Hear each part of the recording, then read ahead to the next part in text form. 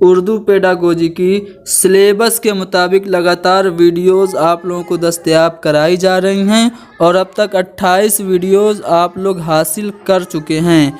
ये है class number 29 जिसमें हम लोग उर्दू पेडागोजी के बहुत ही इम्पोर्टेंट टॉपिक इवेलुएशन यानी कि मूल्यांकन, जिसे अंदाज़े कद्र कहा जाता है, इसे डिस्कस करेंगे और इससे रिलेटेड कुछ अहम जानकारियाँ आप लोगों को दी जाएंगी। ये चैप्टर ख़त्म होने के बाद इस चैप्टर से रिलेटेड जितने भी सवालात सीटेट में अब तक पूछे गए हैं उनको भी हम लोग हल करेंगे, जैसा कि गुज़िश्ता चैप्टर्स में हम करते आए हैं। तो आप लोग हमारे इस वीडियो को लाइक करें, शेयर करें, कमेंट करके ज़रूर बताएं कि वीडियो कैसी लगी और आप हमारे इस चैनल को ज़रूर सब्सक्राइब करें। तो चलिए समझते हैं अंदाज़े कद्र क्या होता है, मूल्यांकन यानी कि इवेलुएशन किसे कहते हैं। तो अंदाज़े कद्र से मुराद तदरीसो आमूज़ी अमल के उस जुज़ से है जो मुअल्लिमीन, वालिदैन और ख़ुद तलबा को उनकी तरक्की के बारे में बाज़रसी यानी कि फ़ीडबैक देता है। इवेलुएशन टीचिंग लर्निंग प्रोसेस का वो पार्ट है जिससे टीचर्स और पेरेंट्स और ख़ुद स्टूडेंट अपनी प्रोग्रेस के बारे में फ़ीडबैक पाते हैं, यानी कि जिस प्रोसेस के तहत टीचर्स और पेरेंट्स को बच्चों की तरक्की, उनके प्रोग्रेस के बारे में फीडबैक मिलता है, प्रतिपुष्टि मिलती है, उसी को हम अंदाज़े कद्र कहते हैं। अंदाज़े कद्र का मतलब इम्तिहान नहीं होता है, परीक्षा नहीं होती है, ये आपको ध्यान में रखना है। ये ज़माने कदीम से इस्तेमाल होती आ रही इस्तिलाहात इम्तिहान और पैमाइश से वसी तर है, यानी कि जो नापना होता है और इम्तिहान की जो इस्तिलाह है ये इससे बढ़ के है। अंदाज़े कद्र को इम्तिहान या पैमाइश का हम माना या मुतरादिफ मानना ये एक गलत तस्वुर है, यानी आप ये नहीं कह सकते कि अंदाज़े कद्र और इम्तिहान में कोई फ़र्क नहीं है, दोनों एक ही है। अगर आप ऐसा कह रहे हैं तो ये बात आपकी गलत है। अंदाज़े कद्र ये वसी माना में है, ठीक है। इसमें क्या होता है, हम बच्चों की प्रोग्रेस के बारे में फीडबैक इससे हम हासिल करते हैं, इवेल्युएशन से, अंदाज़े कद्र से। और जो पैमाइश या इम्तिहान होता है वो कुछ और ही चीज़ होती है, ये दोनों हम माना नहीं होते हैं। अब मुसलसल और जामे अंदाज़े कद्र क्या होता है इसे समझ लेते हैं। सतत और व्यापक मूल्यांकन किसे कहते हैं। तो मुसलसल और जामे अंदाज़े कद्र का एक ऐसा निज़ाम है जिसमें तालीमी साल की शुरुआत से ही मुसलसल तलबा की आमोज़िश की मुश्किलात की शनाख्त की जाती है और मुनासिब इस्लाही इक़दामात के ज़रिए उनकी हुसूलियाबी सुधारने की कोशिश की जाती है। यानी कि जो CCE है, कंटिन्यूअस एंड कम्प्रिहेंसिव इवेलुएशन है, मुसलसल और जामे अंदाज़े कद्र है, इसमें क्या होता है, जब सेशन शुरू होता है तो सेशन के शुरुआत से ही, जैसे मान लीजिए सत्र सन 2021 शुरू होने वाला है और जुलाई से सत्र शुरू हो रहा है, तो क्या किया जाता है, जुलाई से ही बच्चों की जो कमियां हैं उन पर हम नज़र बनाए रखते हैं, उनको नोट डाउन करते हैं, ठीक है। जो कोई भी बच्चों को प्रॉब्लम्स आ रही हैं उस पूरे साल के दौरान उससे हम अपनी शनाख्त में ले लेते हैं, अपने अंडर में या फिर अपनी संज्ञान में उसे ले लेते हैं और फिर उसी कमी को सुधारने के लिए जब हम लगातार कोशिशें करते हैं तो वही क्या होता है, CCE यानी कि कंटिन्यूअस एंड कम्प्रिहेंसिव इवेलुएशन होता है। तलबा की तरक्की और सतह आमोज़िश की पैमाइश मुतअय्यना मुद्दत के इम्तिहान के बजाय अंदाज़े कद्र के मुख्तलिफ आलों और तकनीकों के इस्तेमाल से की जाती है। यानी कि बच्चों ने प्रोग्रेस कितना किया, उनका जो लर्निंग का लेवल है वो कितना हुआ, इसे एक फिक्स इम्तिहान की तारीख से नहीं नापा जाता है, बल्कि मुख्तलिफ टूल्स और तकनीक का इस्तेमाल किया जाता है और अंदाज़ा कद्र के ज़रिए बच्चों की प्रोग्रेस को जब मापा जाता है तो वही मुसलसल और जामे अंदाज़ा कद्र यानी कि CCE होता है। ठीक है, अब CCE में किन किन पहलुओं की जांच होती है, तो ये क्वेश्चन आपसे पूछा गया है।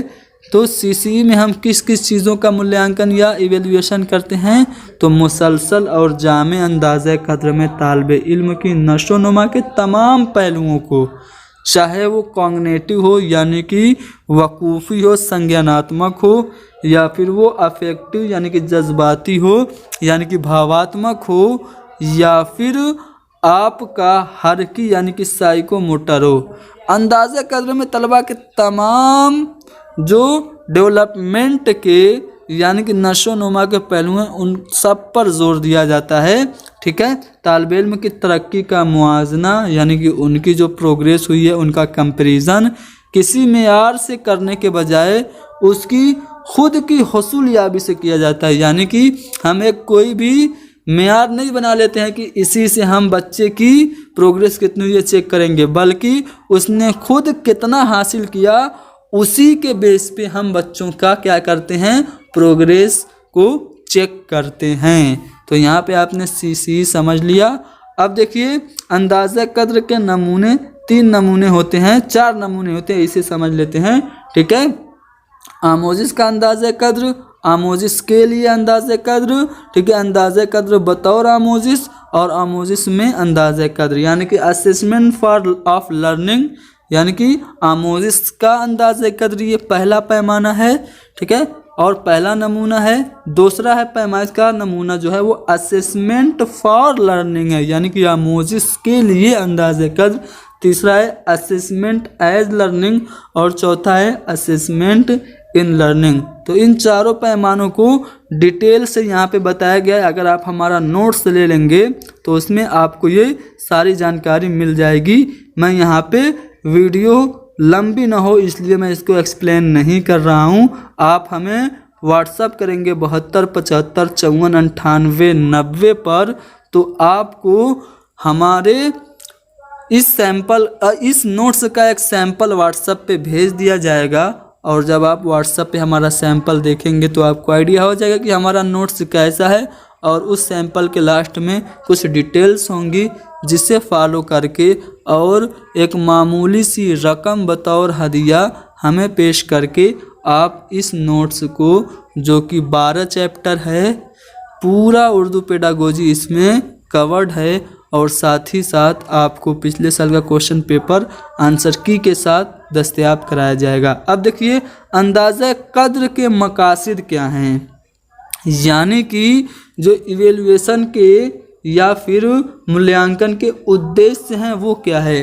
तो इस बात का तयन करना कि दरसी किताब और गैर दरसी हलकों में तालिब इल्म के अंदर मुतय्यना मुद्दत में क्या तब्दीली और तरक्की आई है। यानी कि इवेल्युएशन हम इसलिए करते हैं ताकि हम ये अंदाज़ा लगा लें कि टेक्स्ट बुक और जो टेक्स्ट बुक के अलावा एक्स्ट्रा करिकुलम एक्टिविटी है उससे बच्चों की एक फिक्स टाइम में कितनी प्रोग्रेस हुई है।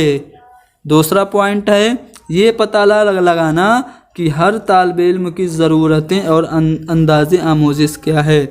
यानी अंदाज़े कद्र के ज़रिए हम पता लगाते हैं कि बच्चे को नीड क्या है, किस चीज़ की ज़रूरत है, और उसके लर्निंग का जो वे है, अंदाज है, वो क्या है।